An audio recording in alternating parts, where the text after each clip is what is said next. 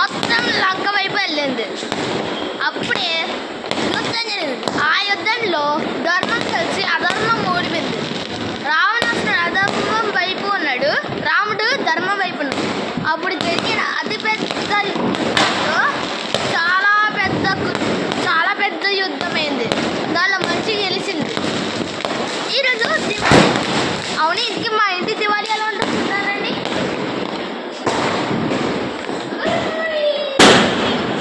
అందరూ అనుకుంటున్నారు చూడండి నాకేం కాలేదు. Artificial Diwali, artificial. దీని వాటర్కి అంటారు.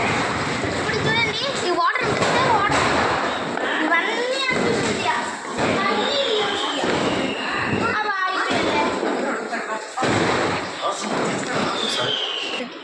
చూడండి, ఇదే సాయిరామ్. ఎన్ని ఆర్టిఫిషియల్ ఉన్నాయో. గణేశుడు, సరస్వతీదేవి, హనుమంతుడు, ఎంతమంది ఉన్నారు. ఇప్పుడు అది ఇప్పుడు పూజకి వచ్చి చూద్దాం.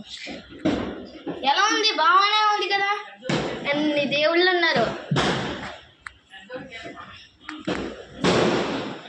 బాయ్. వీడియో నచ్చితే లైక్ అండ్ సబ్స్క్రైబ్ చేయండి. నేను చెప్పిన దసరా ఎలా చేసుకుంటామో, దివాళీ ఎలా చేసుకుంటామో చెప్పిన దానికి కామెంట్స్లో చెప్పండి. ఒక విషయం మీకు చూపించాలి.